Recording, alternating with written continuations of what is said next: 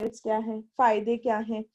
फायदे सबसे पहले हमने वहां पे पढ़ा था फॉर्मेशन, और फॉर्मेशन में हमने वो पॉइंट किया था कि हम इसको कंपनीज एक्ट 2013 या 1956 के अंडर रजिस्टर करवाते हैं। तो कहते बनाना इजी है हमें फॉर्मेशन से। अभी क्योंकि गवर्नमेंट में अगर हमें पार्लियामेंट में एक्ट पास करना पड़े, गवर्नमेंट से परमिशन लेनी पड़े, तो हमारे लिए डिफिकल्ट है, क्योंकि हमें परमिशन लेने में टाइम लग सकता है, या गवर्नमेंट लेटर ऑन हमें परमिशन ही ना दे। अब क्योंकि यहाँ पे हम लोगों ने बेसिकली कंपनीज एक्ट इनके प्रोविजंस को फॉलो करना है, तो हमारे लिए लिटिल बिट इजी रहता है। There is no need to pass any special ordinance.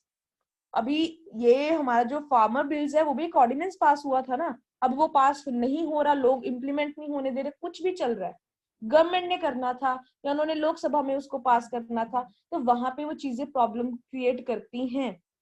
यहाँ पे तो कुछ नहीं है, आप बनाना चाहते हो आप बना सकते हो सिंपली। नेक्स्ट वो बात कर रहे हैं ऑटोनॉमी इन ऑपरेशन।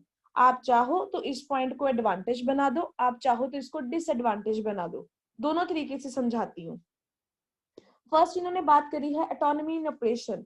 ऑटोनॉमी क्यों है? क्योंकि गवर्नमेंट की इंटरफेरेंस नहीं है यहाँ पे, आप अपनी मर्जी से रूल्स को मोल्ड कर सकते हो। अगर डिसएडवांटेज बनाना है तो आप ये लिखोगे क्योंकि कहीं ना कहीं गवर्नमेंट का रोल है, गवर्नमेंट का शेयर मेजर शेयर लगा है, जो यहाँ पे एम्प्लॉइज हैं, डायरेक्टर्स हैं, वो ज्यादा पोर्शन किसका है? पब्लिक का है, सॉरी गवर्नमेंट का है। तो उस केस में कहते हैं हमारे लिए प्रॉब्लम क्रिएट हो सकती है, हमें गवर्नमेंट के ज्यादा नहीं तो कुछ रूल तो फॉलो करने ही पड़ते हैं। So there is no complete freedom, complete freedom नहीं है, पार्शियल फ्रीडम है हमारे पास। तो आप इस पॉइंट को दोनों तरीके से लिख सकते हो। Next one flexibility. अब कहते हैं कि क्योंकि बेसिक रूल जो बनाने थे गवर्नमेंट ने बनाए हैं, बाकी आप अपने बेसिस के ऊपर कोई भी रूल चेंज करना चाहते हो आप कर सकते हो। जैसे फॉर एग्जांपल उन्होंने लिखा है अपॉइंटमेंट। अब लोगों की अपॉइंटमेंट कैसे करनी है? जो प्राइवेट लोग हैं उनकी सिलेक्शन, इंटरव्यू, कौन सा पेपर कंडक्ट कराना है, क्या करना है, कुछ भी करना है, वो आपके ऊपर है। सैलरीज डिसाइड करनी है आप खुद से कर सकते हो। सो फ्लेक्सिबिलिटी है, they can change their rule without any difficulty, कोई प्रॉब्लम नहीं आती, कोई खास ऐसी परमिशन नहीं लेनी पड़ती किसी भी अथॉरिटी से। नेक्स्ट बात करें क्विक डिसीजन, क्योंकि हमें हर बात के लिए तो वहां पे एक बार ऑर्डिनेंस जो पास होना था वो हो गया, अब बार बार तो गवर्नमेंट से नहीं पूछना पड़ेगा ना, वो वहां पे रूल्स लिख के दे दिए हैं। सो आप लोग अब डिसीजन लेना चाहते हो तो आप खुद से ले सकते हो, ये नहीं कि हर डिसीजन लेने के लिए आपको बिल पास करवाना पड़ेगा, ये वो केस नहीं है। नेक्स्ट वो बात करें इजी फाइनेंसिंग। अब इजी कैसे है? आपके पास दो ऑप्शन है, गवर्नमेंट पैसा नहीं दे रही है तो पब्लिक से ले लो, पब्लिक नहीं दे रही है तो गवर्नमेंट से ले लो। आपके पास इतना आपके पास ह्यूज लमसम अमाउंट होता है यहाँ पे गवर्नमेंट कंपनीज के केस में, कि आप लोगों को कभी ऐसा फील नहीं होता कि आपको लोन लेना पड़ेगा। सो लोन इन द सेंस कि आपको शेयर डिबेंचर से तो पैसा मिल ही जाना है यहाँ पे।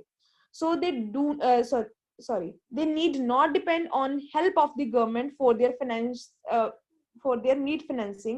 ठीक है, आई थिंक ये पीछे ना कोई पॉइंट कट गया है, तो मेरे को विजिबल नहीं क्या वर्ड लिखा हुआ वहां पे।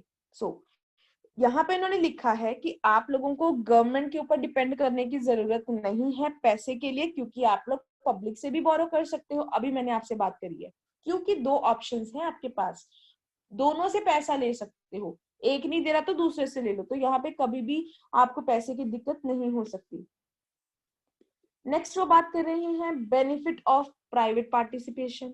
जब प्राइवेट पार्टिसिपेशन की बात करी थी, ये ऊपर भी मैंने आपको समझाया था ऑफलाइन, कि अगर हम लोग प्राइवेट लोगों को एम्प्लॉय कर रहे हैं, ठीक है, तो वहां पे आपके पास एक ऑप्शन है और आपके पास एक बेनिफिट है कि वो लोग एक्सपीरियंस्ड होंगे, वो स्किल्ड होंगे, और उनके पास जो है नॉलेज वो ज्यादा होगी। अगर नहीं है तो आप और लोग अपॉइंट कर सकते हो। इसलिए लिखा है in such cases expertise of professional managers of private sectors, वो आप यूटिलाइज कर सकते हो किस केस में? बोर्ड ऑफ डायरेक्टर में, कि जिनके पास ज्यादा नॉलेज है, जो ज्यादा एक्सपीरियंस है, आप उनको बोर्ड ऑफ डायरेक्टर्स बना सकते हो ताकि वो अच्छी डिसीजन मेकिंग करें। अब बात करते हैं लिमिटेशंस की। लिमिटेशन में लिखा है इनकम्प्लीट ऑपरेशनल ऑटोनॉमी। लो जी, जो बात कर रहे थे वो लिख दी इन्होंने। पहले फीचर में लिखते हैं ऑटोनॉमी है, फिर एडवांटेजेस में बताते हैं कि हाँ जी भी और फ्रीडम है हमारे पास, डिसएडवांटेज में बता दिए इनकम्प्लीट, तो वो आई थिंक हमने ऊपर पॉइंट डिस्कस कर लिया है, आप देख लेना एक बार। ठीक है, क्योंकि किस रीजन से? क्योंकि कंप्लीट कंट्रोल नहीं है गवर्नमेंट का, बीच में गवर्नमेंट कंपनी है, ज्यादा डायरेक्टर्स गवर्नमेंट के हैं, तो वहां पे वो इंटरफेयर करेंगे। वो हमेशा गवर्नमेंट के हित में ही जो भी फैसले लेने हैं वो वहीं पे लेंगे, इसलिए उन्होंने लिखा हुआ है। ठीक है, सो नेक्स्ट उन्होंने बात करी है no continuity in policies. Policies में कंटिन्यूटी क्यों नहीं है, ये पॉइंट पढ़ते हैं हम लोग।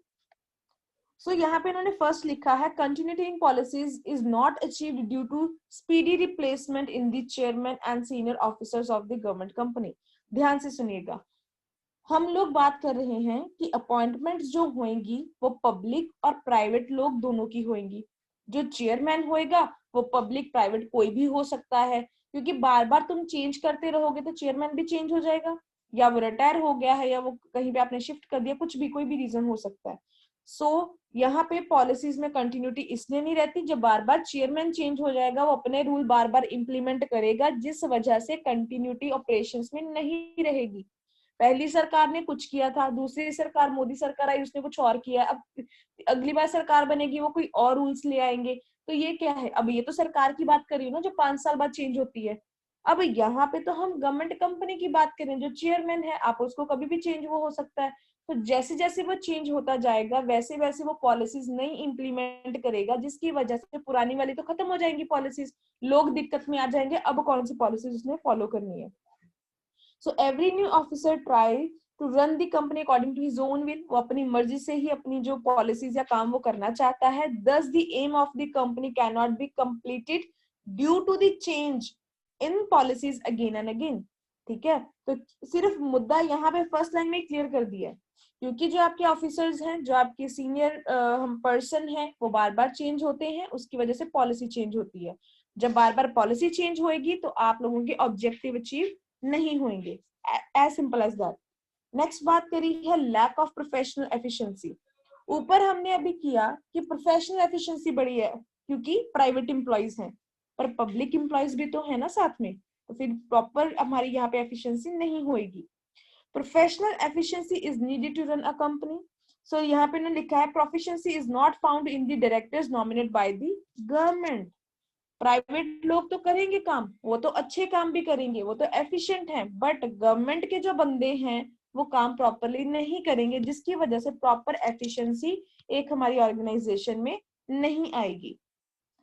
नेक्स्ट बात करी है फियर ऑफ पब्लिक अकाउंटेबिलिटी।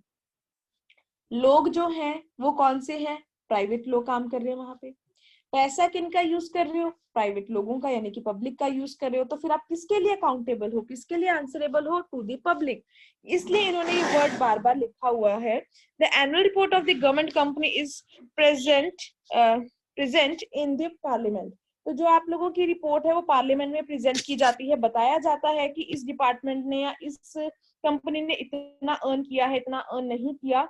सो वहां पे कहते हैं उनको क्रिटिसिज्म फेस करना पड़ सकता है अगर आप लोगों ने प्रॉपर डिसीजन नहीं लिए या आपको किसी भी रीजन से लॉस हुआ है। So that's why they are talking about accountability, कि आप उनका पैसा यूज कर रहे हो, आपको उन लोगों ने नॉमिनेट किया है या अपॉइंट किया है, तो आप उनके लिए आंसरेबल हो। Whereas it is necessary to take such step for successful running of business.